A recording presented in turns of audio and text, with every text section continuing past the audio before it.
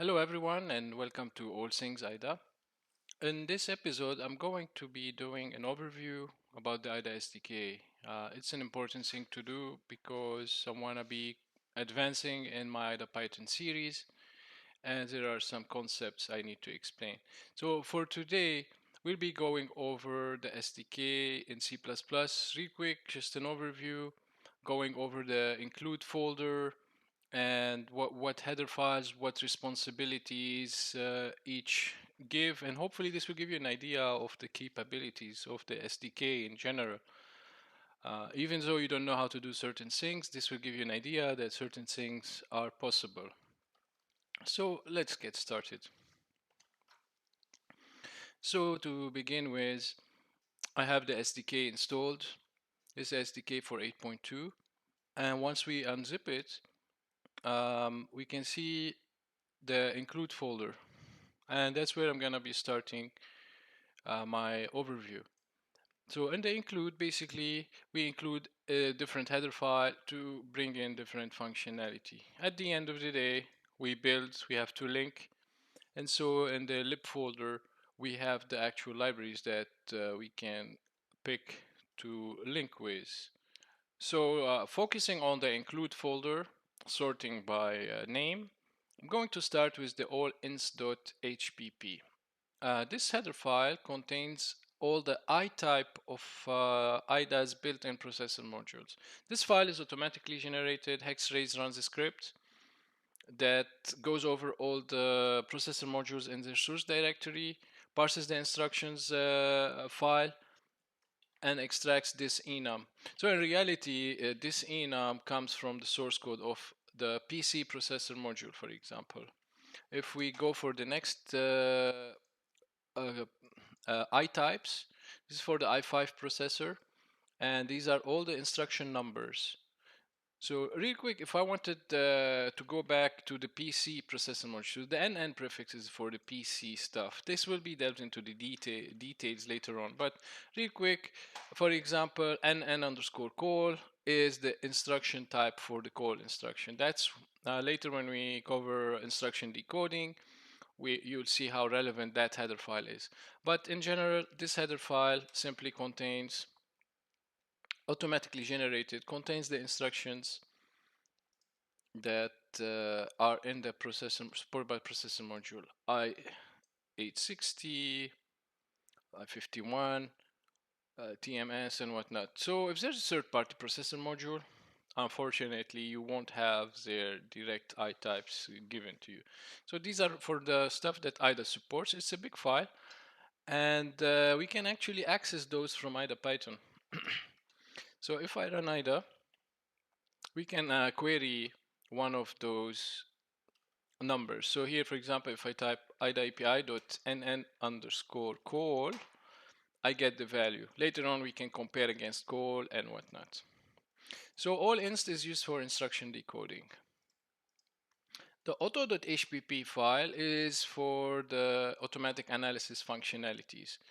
We will find functions such as, for example, mark a certain address for automatic analysis, plan a certain range for analysis, um, cancel automatic analysis, wait, that's a useful function, wait for automatic analysis to finish, enable or disable automatic analysis, um, and so on. So purely related to automatic analysis.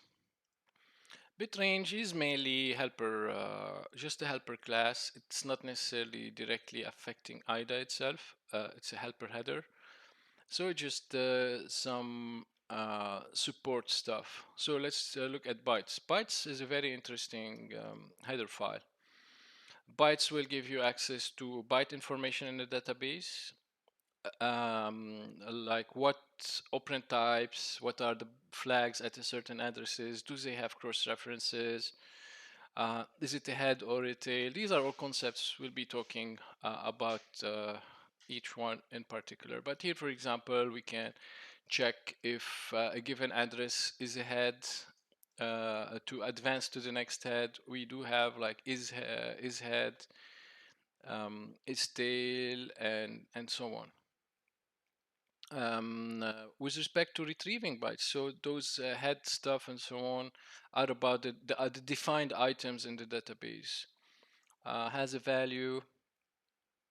Also in this file, the concept of flags is also accessible from here. So flag, the flag T type or flag 64 type, they're defined here, and that's also the flags concept is a big concept topic for another video.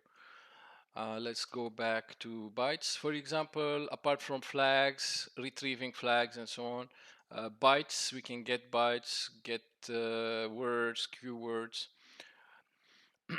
If we patch the database, we can call functions such as get original byte, get original D word. Patching, can patch the database. Putting put byte as well, we modify it here, but the difference is it's not patching the database, it's also patching the memory, for example, if the process was running. You see, these are testing the flags, like is code, is data, does it have a cross-reference, is it defined or unknown, undefining untemped, this maps to pressing U on the keyboard. Does it have a name? We're querying the flag of a given item. If it has a name, we can check if an enum operand is applied. We can apply an operand. So this is like apply it, apply custom format operand, apply hex operand, which address, which operand number, and so on. So these manipulate the database. Looking for important things as well to mention. Custom data formats is an interesting topic. Also, will be covering on its own. All of the stuff will be covered on their own because I do plan to make a whole IDA Python series. Command, set command, get command, binary search functions, hidden items, programmatically hide, unhide addresses, and so on. So bytes is self-descriptive with respect to retrieving bytes and also changing part of the representation. We have compress, some utility functions used by IDA internally, but also given to us as a nice convenience, zip inflate, and so on. These are consumed by the file loaders internally for certain archive loader. They might be leveraging that algorithm. Configuration support header file config.hpp. I see anything worthwhile. Config options, mainly reading config options. So the config files in IDA have a standard format, and if you want to write plugin or processor modules that accesses config files, that's your header file. dbg.hpp. So we have two header files related to the debuggers. We have one that's called dbg for controlling the debugger, and we have one called IDD, which is down the list. IDD.hpp is the one that lets us create debugger modules. So for dbg.hpp, it's all things related to debugger. So we have the debug notification events. If we're hooking to notification events, we can listen to dbg notification enum symbols. So we can get notified when a process starts, exits, a breakpoint got hit, loaded library, unloaded library, process has been suspended, and all the relevant debugging events we can programmatically listen to. So that's from like the monitoring and hooking point of view. It's what IDA calls notification points. Run requests, we can programmatically talk to the debugger. So we can queue requests and then run them and so on. And let's show you the debugger control API. For example, we can change the process state to turn it to the debugger state like suspended, suspended, running, or no process at all.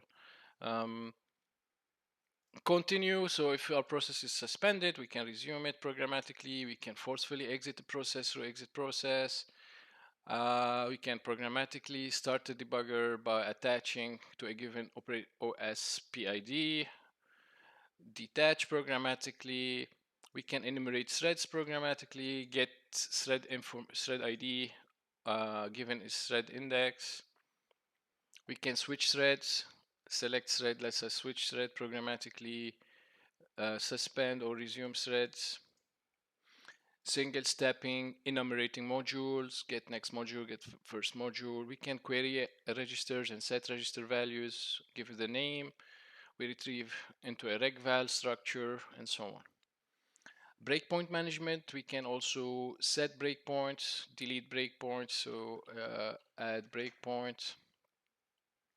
We can add breakpoints, enable breakpoints, disable breakpoints, and so on. We have trace functionality, enable, disable tracing, the built-in tracer in IDA with the corresponding tracing events. So here are all the trace event API, get trace event quantity, get trace event information, and so on. All right, let's see more stuff between debugger control and registers, breakpoints, and so on.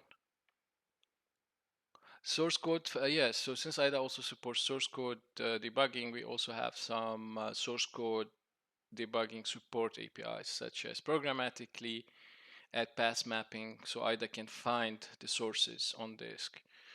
Write debugger memory, for example, and so on. This is for dbg.hpp to control the debugger.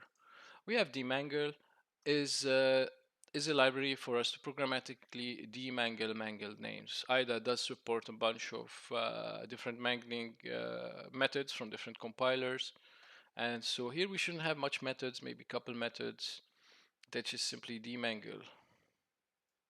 So it's mainly for demangling. Directory tree is a recent header file since the directory widget has been introduced. The one you would normally see in functions, for example, right click, show folders, and then let's say right click, add to folder. And that's the C++ header file that give us all the supporting API to be able to work with a directory tree widget. Disk IO is IDA's wrapper of the disk IO. Remember, if you use IDA and you want to make your plugin portable, the best way is to use as much as you can the SDK functions and not operating system related specific functions. Otherwise, your plugin might not be portable. So disk.io will give us some stuff that work across operating systems. Get a user IDA directory. If it's on non-Windows, it will go to your profile directory /.ida pro, or in Windows, app data hexrays IDA pro. Other things in the disk IO, you will notice IDA's version of fopen, and with the mode fopenw and so on. And you will also see for the loader input class, the input, the QL functions or L functions. So L read for loader input type abstracted stream to read from a input. So think of a input as a stream where we can read and we don't know if that stream is backed by disk file or memory or the network. So we have support functions QLSeek for the Q prefix is some IDA thing, but the L here is for the loader input type. So entry.hpp. Entry gives you functionality to add entry points. Entry points are exports and the actual entry point of the program. So we can programmatically get entry quantity, how many entries we have. We can add entries. As we'll see, there is no delete entry. So we add an entry, we can't delete it directly. We might have to go deep into the IDB net nodes. So get entry, we give the entry index, we get the entry address, and so on. Real quick, if you want to see what are entry points, if we say jump to entry points, this is an entry and we could have programmatically added it. So add entry, what's the position, what's the address, what's the name. So we can see those components, name, address, ordinal. After entry, we have enum. Enum is responsible for working with the enums in IDA. So again, enums, Shift F10, these are the enums.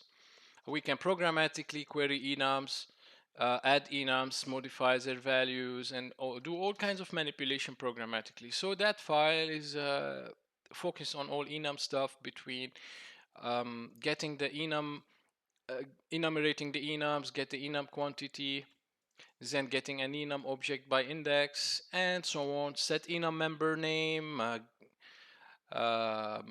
set enum member value, and so on. So for example, add enum member to which enum, what's the name of the member, what's the value of the enum value, and so on and so on. Error, just like to help you format some errors and some utility functions.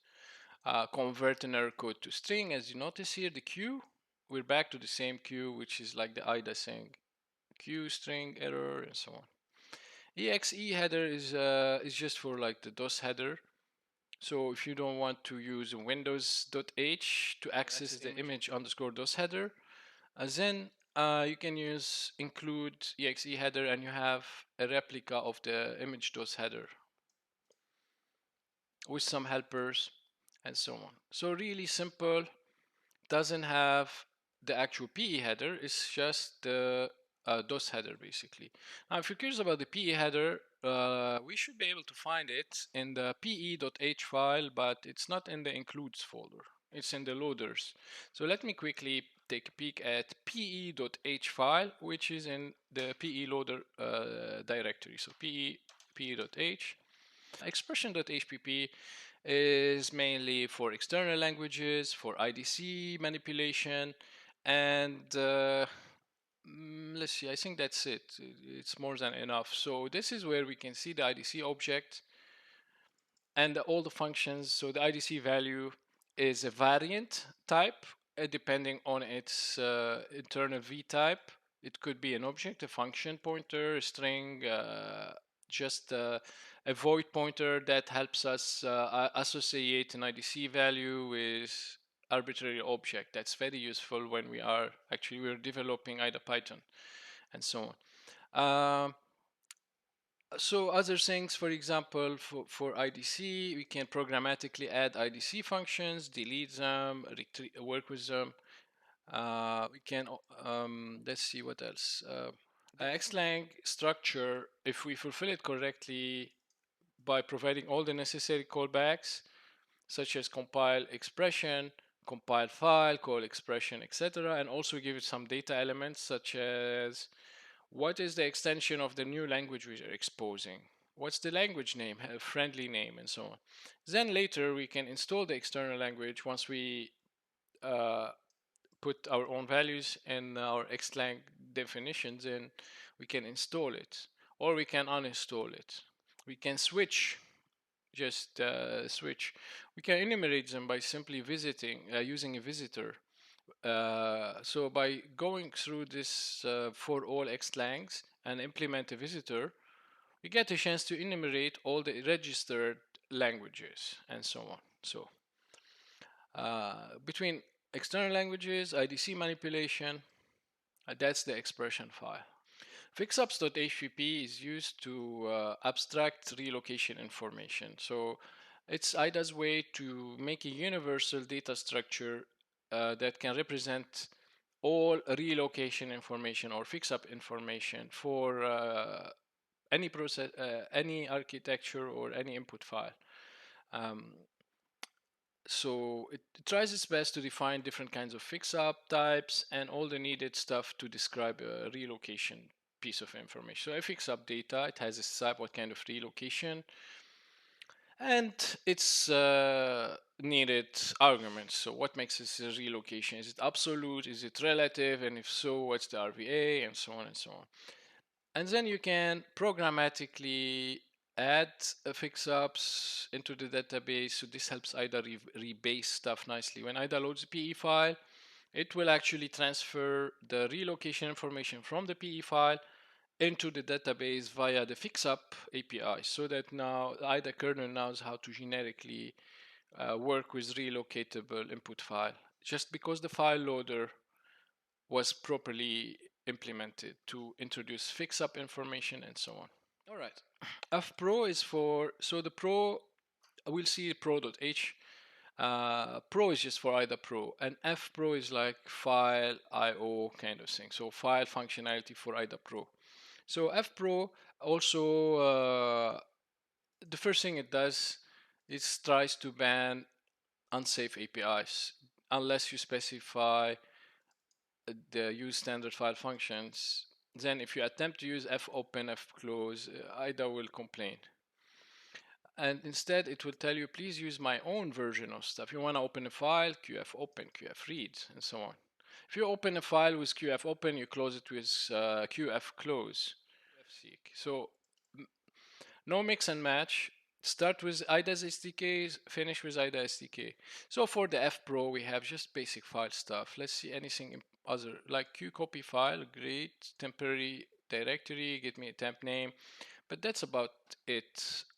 Frame.hpp lets us manipulate the function frame information.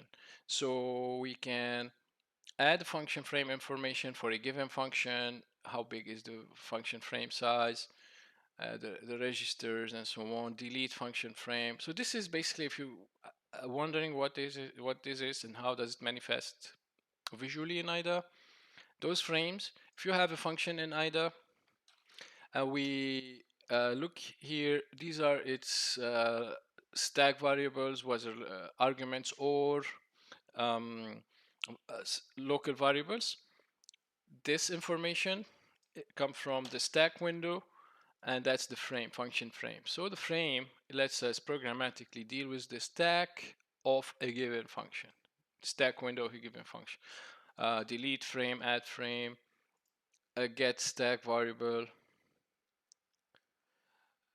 and change the stack pointer if we're tracing the stack pointer through the options. So if I go here, options general, and select stack pointer tracing, we see these deltas and so on. So we can play with stack pointer delta, get it, set it, recalculate it, and so on. So frame.hpp dedicated for the frame function frame stuff.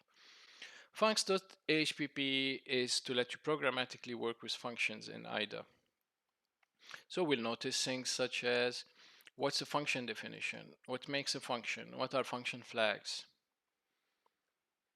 And apart from the function object itself, we will have like get function quantity to start enumerating, get a function by index, enumerate one function at a time, give me the previous function given my current address, for example. Set function comment, add function programmatically, deal with function chunks. If we have fragmented functions, function chunks or function tails, etc., we can programmatically deal with that, append function chunk and so on. We have function item iterators, function tail iterators. These are facilities to walk into items defined within the boundaries of the function. So for example, function item iterator will let us walk through next item in the function, next code, next data, next undefined. You can have a function with undefined blocks. So I can just simply undefine these, and using a function item iterator, I would be walking through all the defined instructions only. So it will skip the undefined, continue here. So a function item iterator is just a facility for that. Function item iterators, changing, like getting the amount of signatures applied in the database and so on. Enumerating signatures, apply the signatures and so on. So function stuff, functions.hpp, we have GDL, it's for graphing related stuff. But in this file, the nicest thing I would say is the abstract manner where we can represent graphs and flowcharts and so on. Let's see. So that's important. Like a flowchart, we can programmatically ask IDA to build a control flow graph of a given function, and we'll be working with a flowchart object. That's not a visual object. That's just a data object. Given a function internally, we can get all the blocks within the function. So given a block's ID, we can start to get successors, predecessors, and so on. A graph is the graphical component. That's where how we can programmatically create graphs. If I switch to graph view here and that graph here, we can have programmatic graphs using graph.hpp. So here, that's the UI element. We create a graph viewer, gives us an instance we can work with, and then we have to respond to events via the callback. The events would be, um, hey, we clicked on a node, or we need a node information. Give me the node text, or rename it, create a group, and so on. So we respond to those events, update our internal data representations, and so on. So that's for graphing. IDA HPP contains information. Mainly IDA HPP is the like global information. So there's a global information object called INF of type IDA info type, which has global database information. What's the file type? What's the compiler? What are the database parameters? Start and end address, highest addresses, lowered addresses, entry points, and so on. So, um, file type. All the file types supported by built-in IDA, they have their own enums. It's gonna be encoded in the INF global object. But let's look at the IDA info. So the IDA info structure will contain all global information. So we can tell quickly from the INF about processor name that is in the database, current database. What's the version of the database? How many iterations that database have been saved, and so on. How did we? What are the database flags? Change count. How many times we changed database? The file type we saw earlier in the list. Analysis flags, like the stuff we go in the options. We say analysis flags. All those stuff are here. Let's quickly jump to the min and max EA. These are relevant things that will be immediately useful to you. So like start IP, start CS, start EA, start SP. So the IDA info or IDA HPP is just about these global info.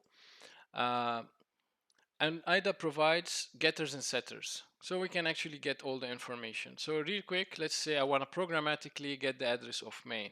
Even though main, we change its name to something dummy, it's no longer name, so I cannot try to resolve it by string name underscore main. We can then say INF get, let's see, IDA API.inf get, and we can try main. So that's the getter. It should give me this address, just because this field, the main field, I know will give us this value. And if I want, I can ask it to give me get start EA. This will give me the actual entry point, not main, but the entry point. So this coincides with the symbol called start, and so on. So that's mainly IDA.hpp. All those setters and getters, INF underscore get and sets. Okay, so in that header file as well, we define all the kinds of notification points we can have. So as well, notification events and points are a big topic. But here, like IDA supports processor module events, UI events, debugger events, database events, view-related stuff like custom views and so on, output for the output window, graphic events, debugger events, and so on. And also the notification hook API hook to notification is here. Let's take a look at IDD real quick. So IDD, as we said, is the one that lets us create a debugger. And this should describe what makes a register. So we'll have a register structure telling us how to define a register.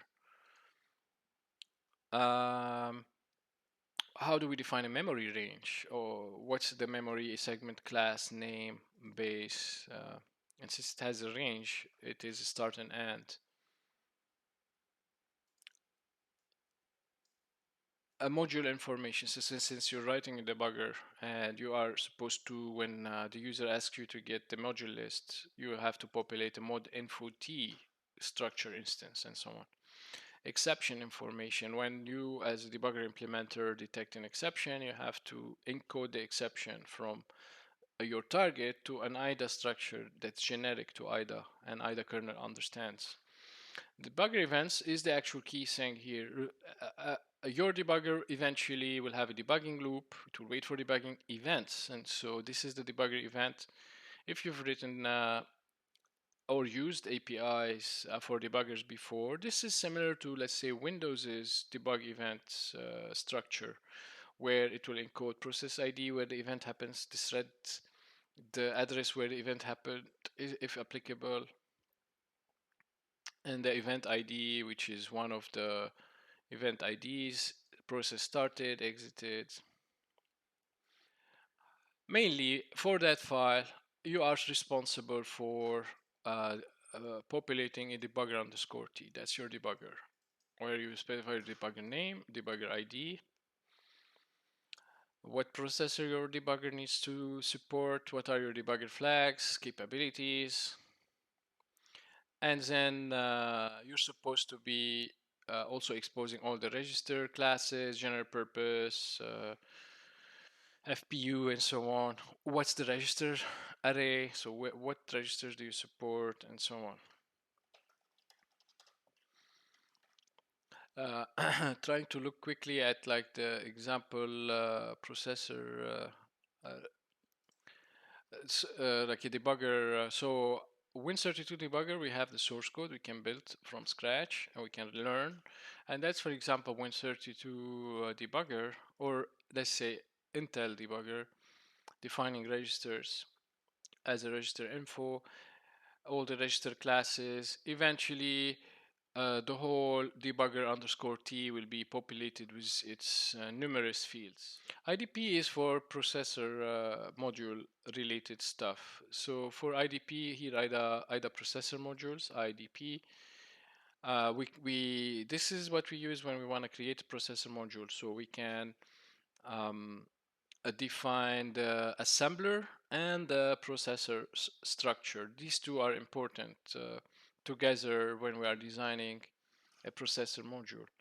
So from IDP, we also have a large struct to define the assembly language supported by our processor, and the processor structure. That's a huge structure. It has so many callbacks, and we have to define them. What is the bitness in our code segment for this processor module, for the data bitness, short processor name, long processor name, and all the events you better be replying to. You don't have to reply to all the events, but certain mandatory events have to be replied to, like instruction analysis. This is the decoding part, and so on.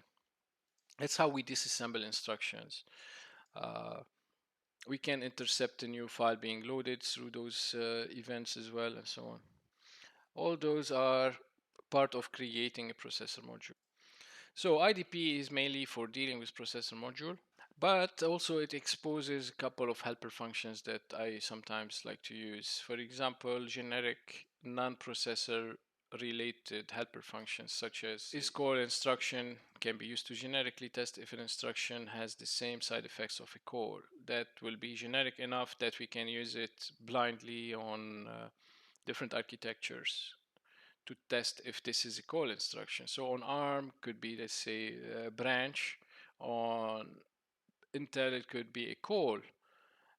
And with this, it's generic for us. Does this return behave as a return instruction?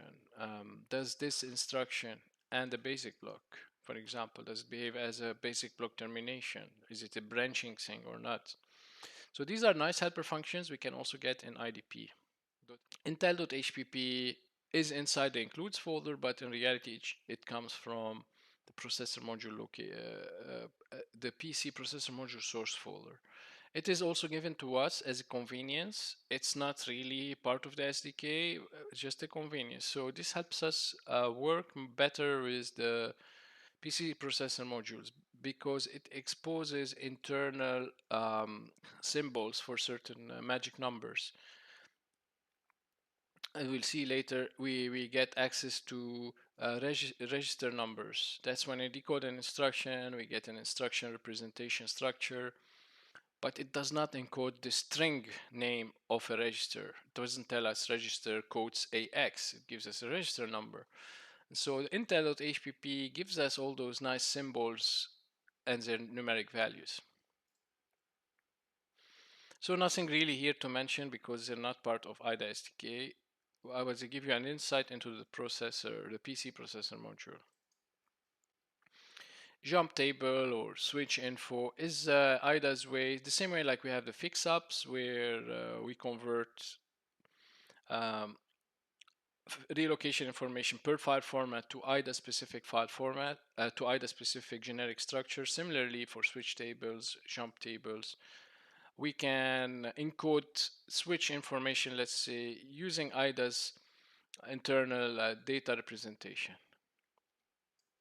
So this helps.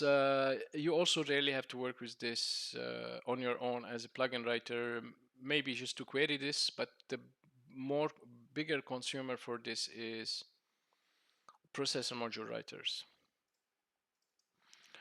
Kernel, it's all things UI. Any UI related things, really there's so much to cover. I have covered just a small piece last time, the choosers, but it's way more than that. So many UI functionality come from here. So future episode is gonna be forms. Ask form, we're gonna cover forms from it. It's a very big topic, complex dialog boxes, the form string, and so on. Custom icons, highlighting, custom viewers, UI events, action handlers, hotkeys, and so on. So actions as well, lets us associate actions with hotkeys. So hotkeys, actions, dialogues, notification events. We have so many UI notification events, by the way, so you can track a lot of stuff happening, like cursor movement, mouse movements, hint computation. There are thousands of events. You'll be surprised how many things you can actually intercept or modify in IDA. Like lexical, this is as well internally used internally by IDA for IDC to parse the IDC language, and so I never used this directly by myself. Line information, this how we encode lines in the custom viewers. So this is these are all lines, and you notice those lines have colors. So that's why lines have their own headers, because lines are not simple text lines. They have colors and the whole coloring system.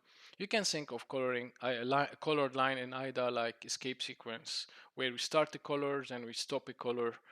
So here we can see some special color codes, color on escape codes. Then we emit the color that we want.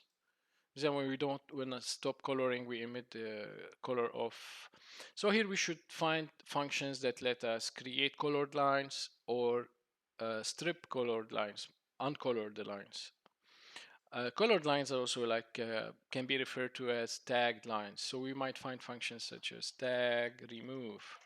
This will remove the coloration or the tags from a line.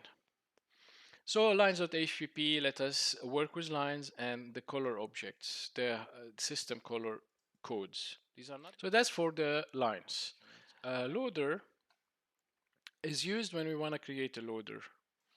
So it has this definition of loader descriptor, what makes a loader, the loader callbacks, and so on, and some other support stuff for like loader input type, and so on. The loader as well defines the plugin descriptor. So when we want to write a plugin, we should also include loader HPP. We get the plugin descriptor, and we can work with the plugin descriptor. MD5, IDA's copy of MD5 hashing. Moves.hpp lets us basically work with, say, programmatically with bookmarks, location objects, location histories, and so on. And alt is another support file, mainly works with the net nodes. So it encodes internal net node IDs, like what's the net, where do we store structure in the net nodes? We didn't speak about net nodes, but you can think of net nodes as IDA's database storage facilities. And nalt.hpp, you can think of it as like the schema of the database. It describes certain table names, which are not really tables, and IDA is called net node IDs, where we can store information. So nalt has definitions for all the IDs where we store information. Name.hpp lets us deal with names, query names of addresses or debug names and so on. So for example, set name is a programmatic way to rename or create a name for a given address. Delete names, set dummy names, get name EA, resolve the address given the name, so name resolution and so on. Get name is the other way around. We have an address, give me its name. Get name EA, we have a name, give me its address. Get visit name, short name. Um, get colored names, get mangled names, and so on. Walk the name list so we can get the EA of a name by index, for example. So all things name related, like debug names and database names are in names. Net nodes. Net nodes is the storage facility API. And in the net node, that's where we can programmatically query IDA's database or actually write to it. And that is a whole topic by itself. IDA's database is called netnodes, and we have all the netnode facilities to starting from creating a netnode all the way to modifying its value and so on. So here I'm trying to see if anything worthwhile, except all of those are simply netnode functions, all belong to the netnode class. Create an instance, we specify the netnode index, that's our address where we want to work, and then we can set values, delete values, and so on. Offset is, as you see, is a very small file as well to help us work with offset operands. So let's say user-defined offsets, regular offsets, and so on. So that's the file basically that lets us programmatically change the operand representation. We have a built-in JSON parser as well. If you don't want to use a third-party library, you can leverage IDA's JSON parser. Pro.h. There's so many concepts in Pro.h that do not apply in IDA Python, but it's very relevant in C++ plugin development. In particular, the EAT type. This is a very vital type, but it's irrelevant in IDA Python. IDA Python doesn't care if EAT is defined as uint64 or uint32, for example. Here in pro.h, we have helper stuff like a queue_string.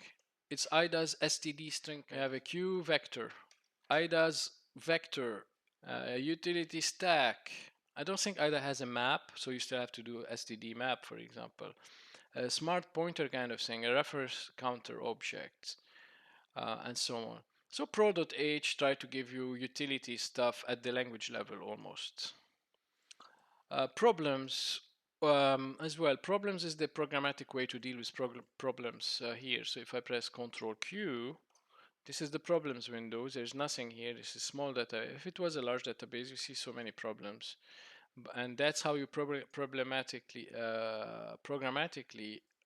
work with the problems. ProDir is as well another directory support functionality. You will find things such as find first, find next, find close. That's it mainly, just file enumeration, operating system independent file enumeration. Range, not important, is a base class mainly defining range with start and end. These are the most important attributes. regex, IDA's regex library. Now with modern C++, you have standard support for regex. Registry is IDA's way to store stuff and persist them on the system, not in the database. So if you want to persist stuff in the database, we use netnodes. If you want to persist stuff on the system, here it's called registry, but in reality it's not always registry. In Windows, it is the registry. On Linux, we use a file, but we simulate basically persistent storage on the OS level. So we can programmatically read binary data, write binary data, and so on and so on. That's good for global settings for your plugin, for example. Search gives us access to the search functionality from here, from the menu. So we will see uh, finding errors, find unknown, define data, code, text, etc. As the name says here, segments.hpp or for segment manipulation. So it defines the segment class, which also uses range, which means it has a start and end address. What's the segment name? Class, bitness, color if you have. We have also like functionality to retrieve segment by index, um, iterate segments one after the other, move a segment, so this kind of relocates a segment somewhere else. Of course, creating a segment, deleting a segment, but these are for segment stuff. This is when, if you want to implement your own source parser, basically.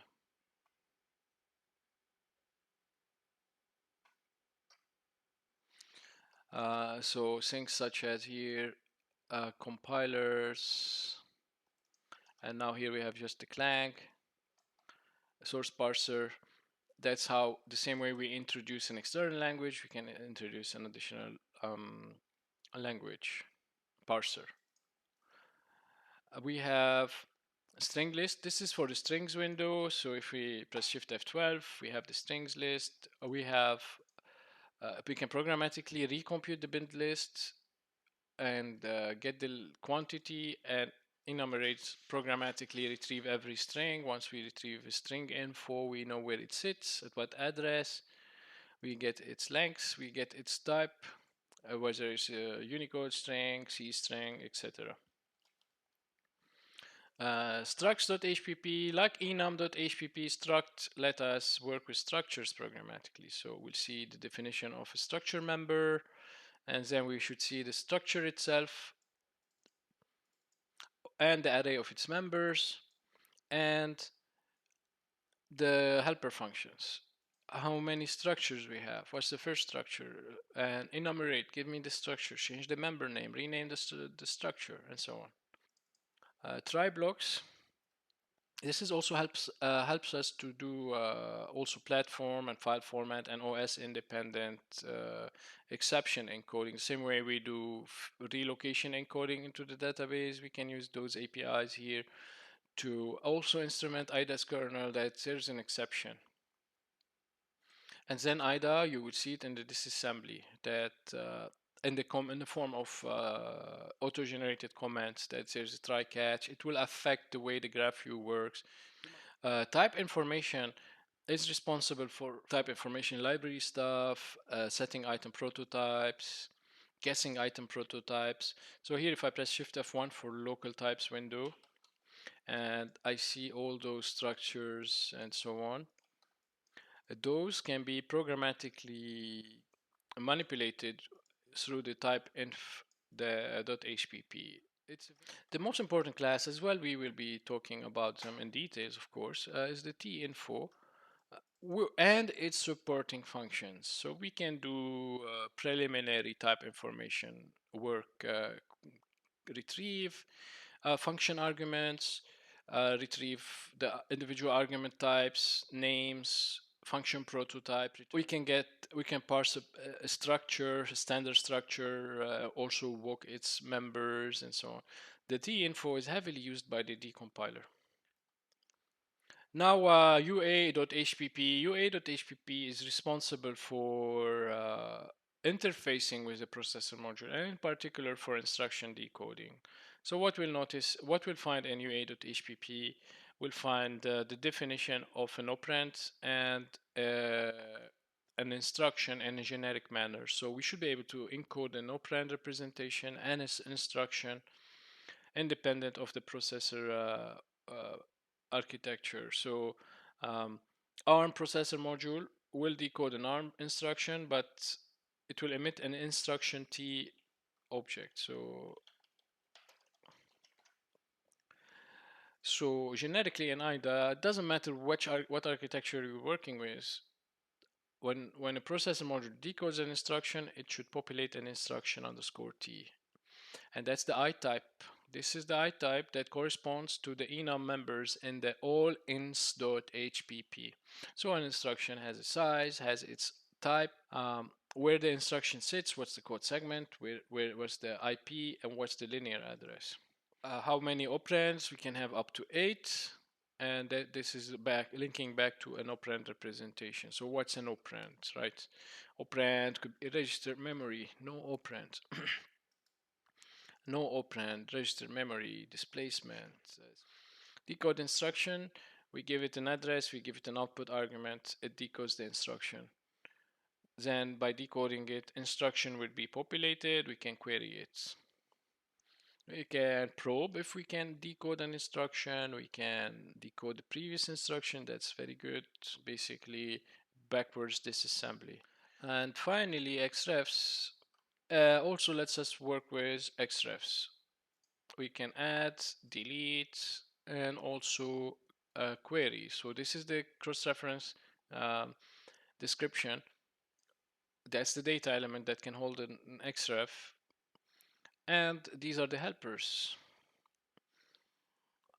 Get first cross-reference from and so on. Let's see where's the use for the xref blocks. There are nice helper functions that let us yeah, so we'll have to get an XB block so we can use this xref block like this. We define it, then we use the helper functions within to start the enumeration, and we can get the cross references. So really, xrefs contains the xref block object and all the helper functions to add, delete, or query cross references. And real quick, here in the same file, we can still see the cross-reference types.